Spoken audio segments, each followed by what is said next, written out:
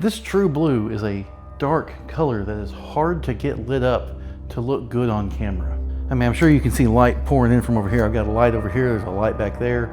These lights are all on. The car still seems dark. I put out a video on Saturday. I was pretty frustrated with Maximum Motorsports. Let's just put it this way, okay? I understand that it's a small company. Now, it is probably smaller than I originally thought.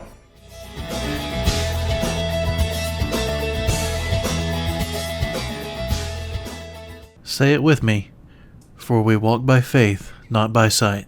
I started a conversation asking for some parts recommendations, get something back. I decide, hey, let's say I want to go a little further, make the car a little bit more serious. So a modification to that recommendation. Having trouble, getting the reply. And in the time I'm waiting for a reply, this IRS comes up. And this IRS, I told you guys, I'll say it again because I'm so happy about it. The IRS with new rotors, almost new rotors, new brake pads, Delrin bushings on the front of the differential and the Maximum Motorsports cost member brace, longer lug studs, a few other new bushings, springs and shocks, which I'm not going to use, but it's cool that they came with it. What else does it have? Good, obviously it's good paint. 373 gears. That's a great thing because this car is like either 410s or 430s. I don't know exactly, but it's too much. Came with a drive shaft and the exhaust. So the exhaust I went and picked up from a guy, it was about a 100-mile drive each way, so about 200-mile drive. So I used some gas on that. The IRS, as it sits, with drive shaft and the exhaust, and the IRS had taxes and shipping on it too, truck freight shipping, which is not cheap. I'm at $2,700. So I could have this in my car with an exhaust in 2026 for $2,700. Guys, that's dirt cheap, and especially for an IRS this nice. The frustration with Maximum Motorsports, in the time that I'm waiting to get that reply about maybe going a little bit more hardcore with this guy with the solid axle, the IRS comes up, I get that. I shoot them an email, hey, came across an IRS for a price I couldn't pass up. It was, too good to be true type of thing. Let's throw a little bit more money at the car. Let's make it a little bit more serious. But serious, again, like the last video I put out, not autocross or track, because that's not the serious path I want to go down. I want to go down the other serious path that I think gets overlooked a lot, which is I want this stupid car to handle really well, but also still be able to drive when it's 40 degrees and raining, right? And so it is a compromise to the overall handling ability of the car, but I'm not trying to build the car to handle the best on a track or a road course. I'm trying to build the car to do really freaking well out on back mountain roads that have frost heaves and potholes, and you go around a corner and you're off camber, and then there's a little dip in the asphalt where the outside of the corner sunk a little bit. And it's a different thing, and I need a car that does that thing well. So we're like a week between emails, and in my personal opinion, still, even though it's all resolved now, I still think that's way too long. I understand that it's a small company. Now, it is probably smaller than I originally thought. I understand it's a small company. I understand the order itself is going to take time to process, because not all the parts I ordered are most likely the parts I ordered are not just sitting on the shelf to be sent out. Some of it will have to be made. I could be waiting a little bit of time for the parts. That's a different thing than not being able to order the parts because I can't get a recommendation on what parts to order. I will pull back some of what I said because it's a smaller company in terms of the people that do that, the customer facing side of it, than I was originally thinking. But they still should be quicker. Again, I'm gonna throw it out there. This will go nowhere, and this is silly of me to even say. Bachelor's Business Admin, MBA, Leadership and Ethics, 10 years operations, 5 years pricing for a logistics company, and 5 years pricing for a multi-billion-dollar multinational corporation. Those emails get answered. Everything gets answered in 24 hours, or someone is standing on your desk frustrated with you, okay? They gave me good ideas. They gave me good parts recommendations. They, I think, have pointed me in the right direction for what I want to do with this car. The time it took was too long. It was too long to get replies. You have to, as a business, get that order in. Once you get the order in, people are more likely to be like, okay, they got me. It might just take a little bit to get there. I understand that. We dealt with the, again, multi-billion-dollar multinational manufacturing corporation that I worked for. We dealt with parts supply issues around COVID. We had a 12-month backlog on making product in some cases. It was bad for a while. Now, we did ramp up production and got it caught up, but you got to get the order in the system. You get that customer locked in, and then they're like, okay, like I said a second ago, they're like, okay, they got me. They got my order, but if I don't have that order locked in the system, me personally as the customer, if I don't have that, if I haven't paid, if I haven't got that order locked in the system, hey, there's other options. What have you got, Steeda? Well, you know, hey, Kenny Brown, what have you guys been up to recently? What kind of parts are you selling? You got to get that order locked in, okay? I'm not doing anything but YouTube right now. I could probably use a job. If Maximum Motorsports wanted somebody that has multiple Mustangs and can set them up all kinds of different ways and be able, a person that can recommend a certain avenue, street stuff, and then, you know, sales, process orders, different things like that, I would love to be that guy. I wanted to do suspension stuff since I was a little kid. Like I started out in mechanical engineering because I was going to be a suspension designer for Ford or GM. I had no study skills when I started college. Anyway, it was later after I got married, I went back, did more school, got my MBA and stuff. Anyone that calls up or emails and is like, hey, I'm a mountain road guy and I want my car, you know, set up for this type of thing, they could forward that to me and I'll knock that request out quick, fast, and in a hurry. I'll get on the phone with people. I mean, people want to talk cars. I'm an introvert, okay? I don't like talking to people. Going out and doing things in social settings wears out my social battery in a real quick hurry. Do you want to talk about cars? I'll talk to you all day long. I won't shut up. Love it. That's my thing. That's why I'm doing this YouTube thing. That's why I'm trying to make something of my life towards cars. I would love to help. I would love to help. Don't know what that would even pay. Okay, smaller company than I thought. Not as many people working and processing this stuff as I thought. Don't know what their margins are, but I think they need more people getting orders set and processed.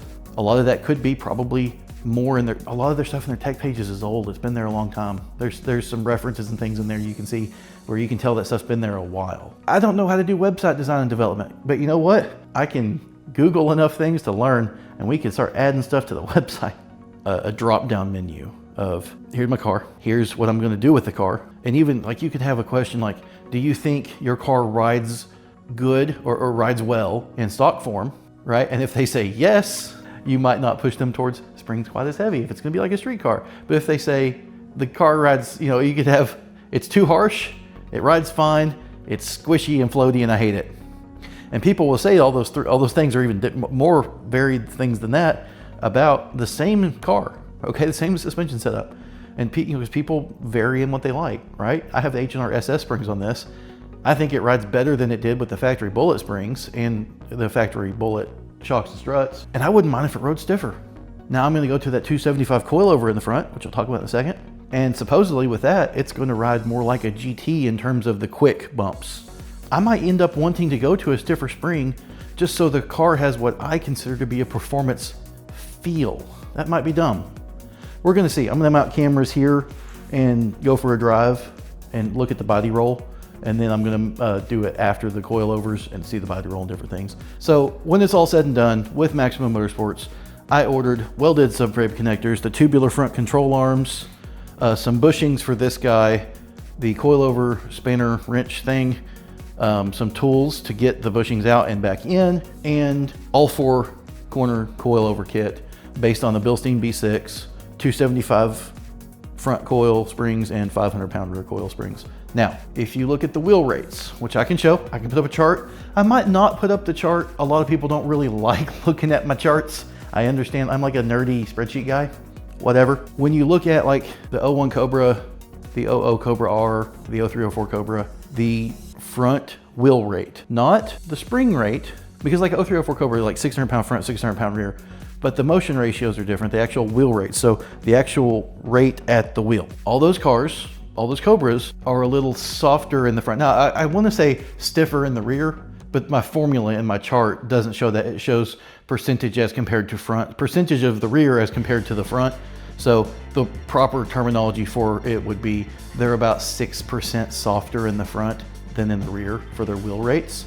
Whereas live axle cars, you're looking at typically between 10 and 20% stiffer wheel rate in the front than the rear, with most OE springs and most aftermarket springs.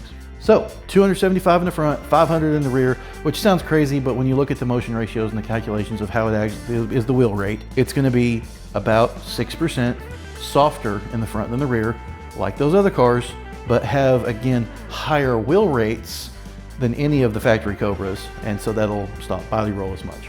Ride height, it's a little low. Now, having said that, with a stiffer spring, I might be okay with it being this ride height. I've got the measurements for this. I might end up setting it back at this, but on some of the roads I drive, I have hit maybe the subframe connectors or the exhaust or something. I've scraped on the road before. You come up and there's a dip in the road and you know, I've scraped. I would not be upset if the car is, I mean, it's not super low right now. It's pretty low, but I'm not here for the look. I want the thing to actually handle well. I'm gonna go with a 1/2 inch higher, and I'm gonna look at my A-arms at that point. I want my A-arms to be pretty level with the ground. We're gonna have to play with the ride height some, but I'll have full coilovers, and I can do that. Yeah, that's it. That's the update. I've ordered parts from Maximum Motorsports. I am spending more in the suspension on this car than I spent on my first 01 Black GT that I had, which is crazy, but money doesn't go as far as it used to. I still might need to do some more things to this. I might need to upgrade brakes or make brakes match all the way around.